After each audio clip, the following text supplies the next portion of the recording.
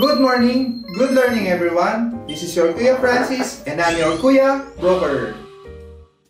Our real estate word of the day is deed of donation. Ano po ba ang deed of donation? Let us compare it with the deed of sale. The deed of donation in the Philippines is a legal document that formalizes the act of giving, whether it's property, money, or goods from one person to another without expecting anything in return. Para maging legal ang deed of donation, the donor and the donee must agree on the terms of the donation imposed by the donor. Usually, ginagawa po ng mga parents ang deed of donation para may transfer ang ownership ng kanilang property sa kanilang mga anak. Ang difference po ng deed of donation at ng deed of sale, ito po ay bentahan, which means ang anak po, binibili niya ang property sa kanyang parents at babayaran niya po ito. While sa deed of donation, ang property po ay ibinigay lamang. Huwag po nating gagawin dahil may nag-advise po lamang na mas nakakamura daw tayo sa deed of sale kaysa sa deed of donation. Pag nag-execute po tayo ng deed of sale na wala naman po talagang bayaran, it will be considered as simulated sale or kunyaring bentahan.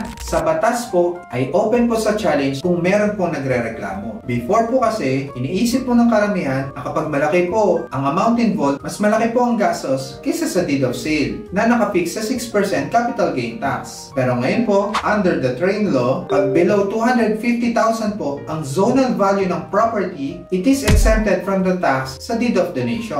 While kung ang property ay above 250,000 naman po sa zonal value, nakafix na rin po sa 6% ang taxes po natin sa deed of donation above 250,000. Sample po, kung 1M po ang property na i-donate, ang taxable po ay 6% of the 750,000 lamang po. So, mas mura ng konti ang deed of donation ngayon kaysa sa deed of sale. Pero kung tatanungin niyo po ang opinion ko sa deed of donation, I do not recommend to transfer agad ang property sa mga anak. Why? Watch my previous video sa mga sad experiences ng mga magulang na inilipat agad ang property sa kanilang mga anak. Under the train law, ang estate tax po ay 6% din. Plus, may exemptions pa po. Kaya bakit po tayo nagmamadali na i-transfer agad ang property sa ating mga anak? Wherein, mas makakamura pa tayo sa estate tax. So mga ka-property, friendly discussions lang po. Ano po ang prefer nila? Deed of donation, deed of sale, or estate tax? Pakisulat naman po sa comment section below. Again, this is your Kuya Broker. God bless po sa ating lahat.